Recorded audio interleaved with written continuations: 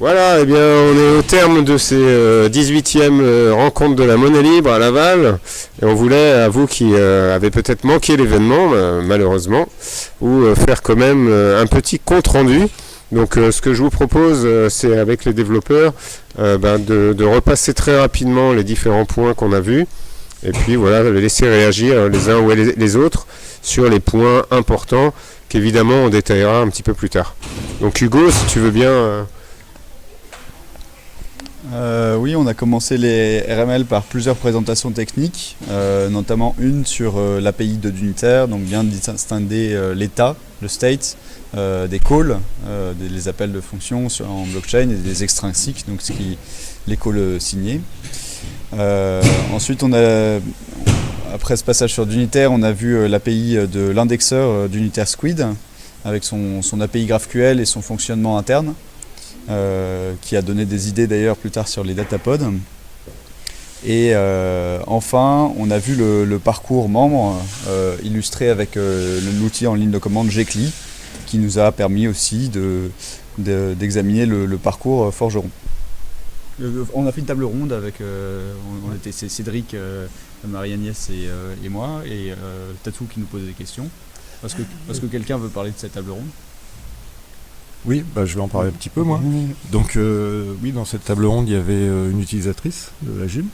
Il y avait le développeur Cédric qui a codé le cœur d'unitaire, le cœur de la June. Et Tatou qui faisait le présentateur, oui. Et il n'y avait pas une troisième personne ? Et Hugo. Pardon, Hugo. Et c'était bien d'avoir un ping-pong entre une utilisatrice qui d'abord a exposé sa façon d'utiliser la June et ensuite ce qu'elle trouvait intéressant dans la June et ensuite des précisions qui ont été données par Hugo et Cédric sur ce qu'ils avaient voulu faire et le fonctionnement un petit peu qu'il y a derrière tout ça, derrière ce que fait un utilisateur au quotidien en fait. Donc vous retrouverez cette vidéo en ligne évidemment, donc vous aurez un petit peu plus de détails. L'idée c'était de se concentrer sur la toile de confiance. Alors est-ce que, avant qu'on passe à la deuxième journée, vous voulez dire des choses ? Est-ce que vous avez appris les uns ou les autres des choses sur, par exemple, le parcours membre ? Donc ce qu'on appelle le parcours membre, c'est toutes les étapes que doit subir le futur membre. Voilà, est-ce que vous avez appris des choses ? Il y a des choses qui vous ont marqué ? En quelques mots, dans les évolutions avec la V2, il y a le fait que un compte à certifier va devoir avoir quelques Junes avant de pouvoir rentrer dans le parcours de certification, qui va recevoir une certification sans avoir eu besoin de demander en amont, mais que juste après il va devoir valider et donner son pseudonyme et ensuite recevoir les autres certifications. Et une fois qu'il aura les 5 certifications, c'est bon, il passe membre. Et il n'y a plus le système de piscine, il n'y a plus la possibilité d'émettre plein de certifications d'un coup et sans savoir dans quels ordres elles vont passer. Là, on les envoie une par une et elles sont prises en compte immédiatement.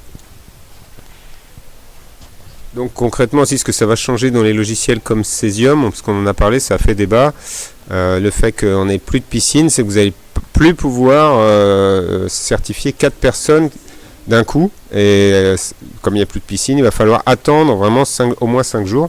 Donc on a trouvé une astuce qu'il faudra développer, c'est que lors de la deuxième certification, donc celle que vous ne pouvez pas faire, finalement on vous invitera à poser un rappel, donc peut-être dans le logiciel, peut-être en dehors, on verra. Donc le logiciel, l'idée c'est qu'il vous notifie 5 jours après que voilà, vous aviez prévu de certifier un tel. Donc ça va changer un petit peu les usages, hein, c'est ça.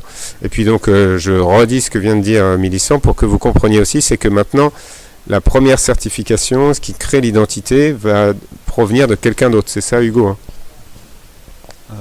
C'est ça, en fait il y avait une problématique de spam en supprimant la piscine qui permettait à n'importe qui de soumettre des documents. On enlève un problème, mais on enlève aussi une fonctionnalité. Et donc pour limiter la possibilité de créer des nouvelles identités, on restreint cette possibilité uniquement aux membres. Et donc un membre va, avec sa première certification, créer l'identité qui fera ensuite le reste du parcours. Mais on trouve qu'en fait ça s'intègre plutôt bien dans les usages, c'est-à-dire que les gens d'abord échangent des Junes, pour se familiariser avec un peu les outils et ensuite deviennent membres. Juste avant, tu as parlé de l'API Squid et de l'indexeur. On a aussi évoqué le fait qu'il y ait Squid et Azura, et avec des enjeux de qu'est-ce qu'on va utiliser dans quel cas de figure, avec Squid qui est plus minimaliste et Azura qui est un peu plus complet. Mais par contre, pour expliquer ce que c'est plus précisément, je pense que je vais passer la main à quelqu'un d'autre. Et en fait, il s'agit de l'indexation de la blockchain. C'est les outils qui permettent aux clients, comme Cesium, de récupérer les données facilement de la blockchain. Donc, les notifications, l'historique des comptes, les pseudos, etc. Vraiment l'historique de ce qui s'est passé dans la blockchain. Donc, il y a des outils qui sont mis en place et il y a des discussions sur comment on configure ces outils, pour faire simple. Et donc, on a pu se mettre plus ou moins d'accord. Il y a encore quelques points à régler, je pense, mais on a pu acter les désaccords. Et on a pu se mettre d'accord sur d'autres points, et donc c'est assez cool, ça c'est bien. Est-ce que vous voulez dire un mot, justement, puisque vous avez travaillé beaucoup là-dessus, sur justement le fait que les commentaires qui étaient possibles de faire en V1, qui étaient dans la blockchain, et c'était pas quelque chose de désirable, maintenant ne sont plus possibles sur la blockchain elle-même, et donc devront être stockés autre part, et là c'est encore en discussion. Du coup, pourquoi est-ce qu'on ne garde pas le fonctionnement des commentaires tel que c'était dans la V1 ? La première chose, c'est le droit à l'oubli et la confidentialité. Et du coup, en le sortant de la blockchain, ça va permettre de réintroduire des commentaires qui déjà auront plus les restrictions d'accent comme il y avait jusque-là, et de les stocker en dehors, chiffrés, et que du coup, si on n'en veut plus, on puisse les resupprimer. Ok, donc la fonctionnalité sera toujours là finalement, mais elle va être améliorée d'un point de vue de l'utilisateur. Après, d'un point de vue de la technique, ça sort de la blockchain, ça va ailleurs, quoi. Ce sera plus ou moins transparent lors de ce passage à la V2. Ça serait moins immuable, il y aura peut-être la possibilité de supprimer son commentaire si jamais ça pose problème, il y aura le chiffrer, voilà, ça c'est des fonctionnalités qui ne sont pas encore là, et donc on ne sait pas encore ce qui sera exactement là pendant la migration ou après la migration, mais en tout cas ça va évoluer là-dessus. Donc ça c'était le programme de la première journée, assez chargé. Ensuite on a fait un repas tous ensemble pour fêter les 7 ans de la June quand même.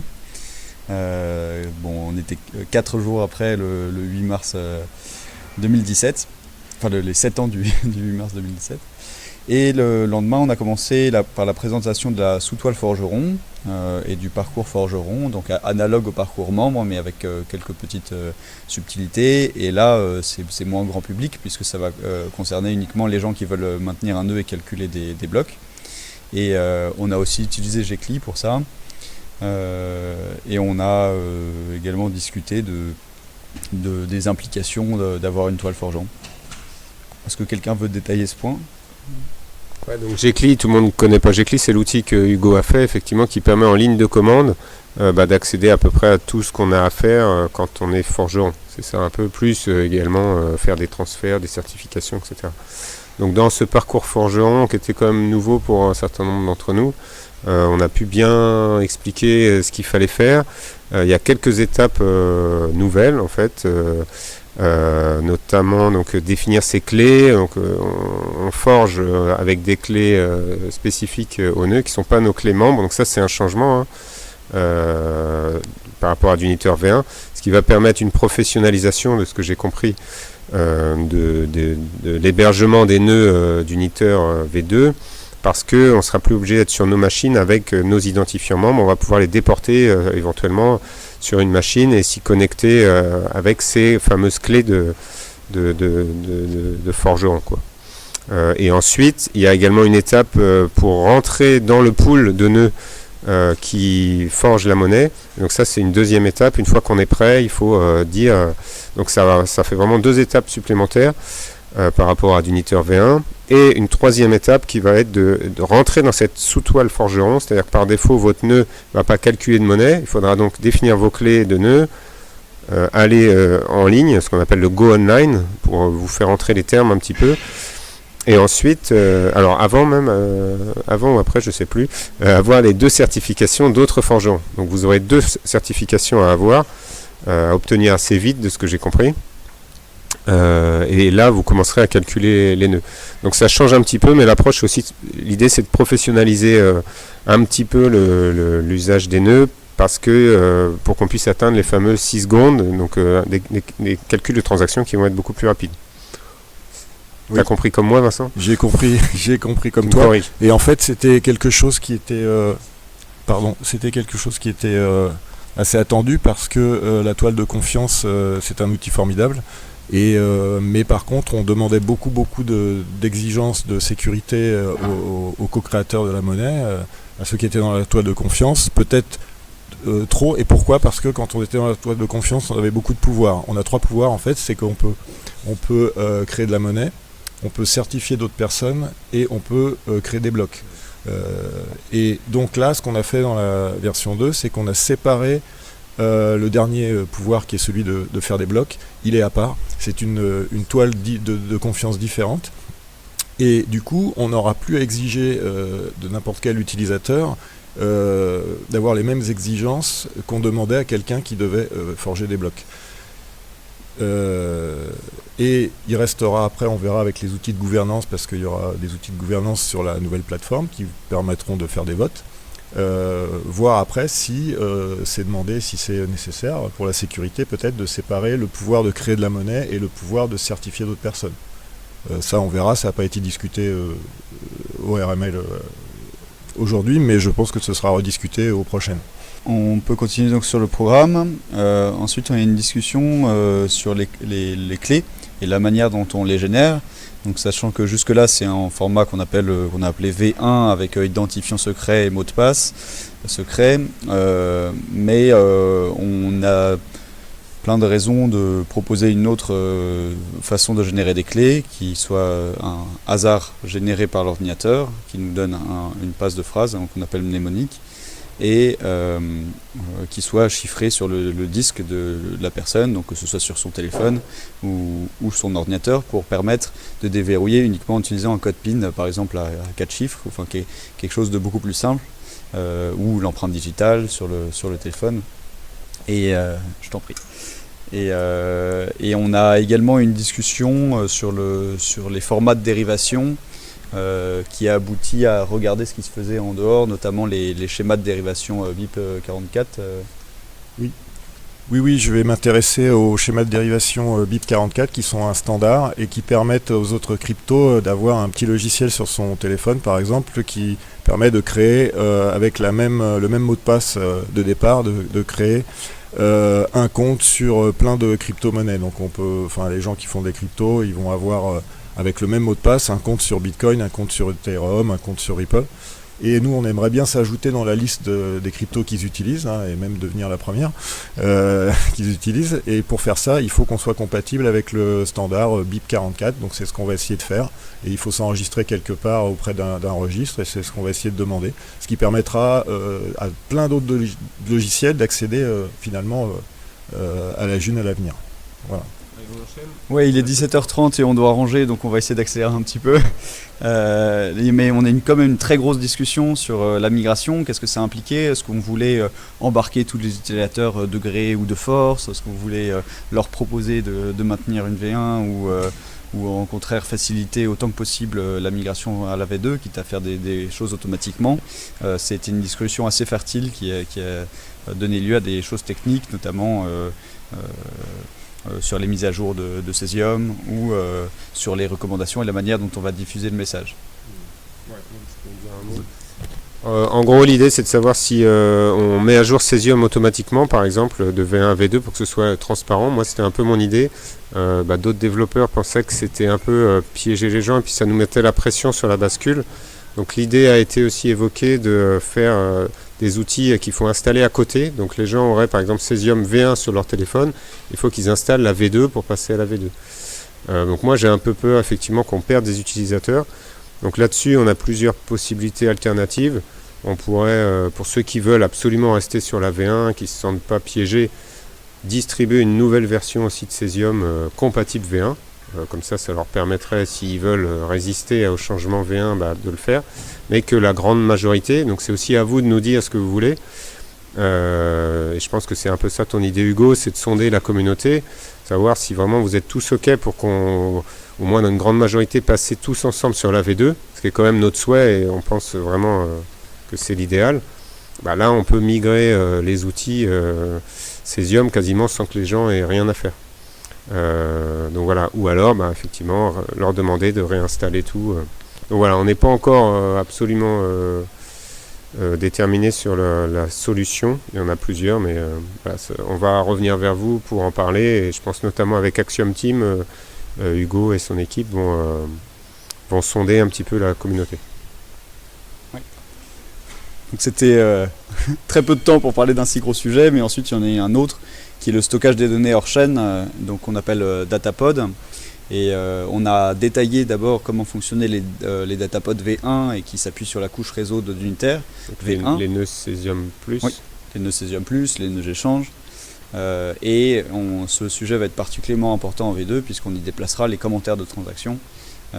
Et donc on a une grande discussion là-dessus sur quelle architecture avoir, centralisée ou décentralisée, comment décentraliser, et la stack technique, Postgres Azura ou Elasticsearch.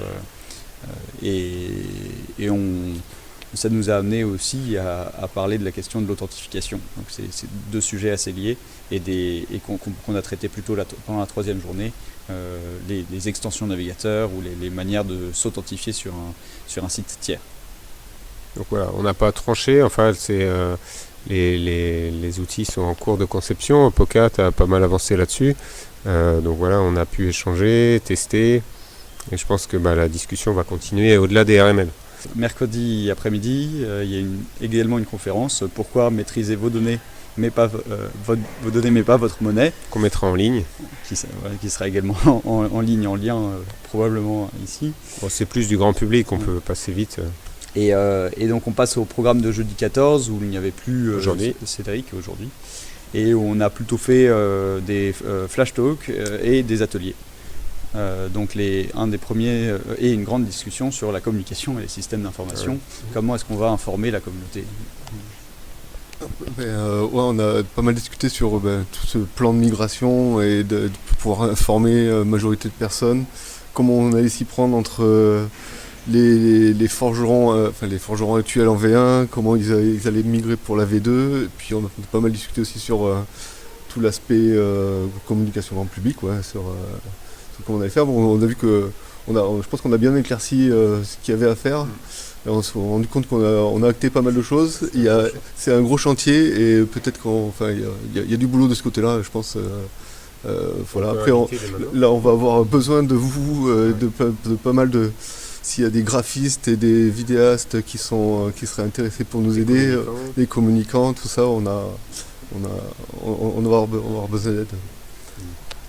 Alors on va démarrer en fait un cycle de réunions pour coordonner tout ça. Et ce sera le lundi 25 mars à 13h.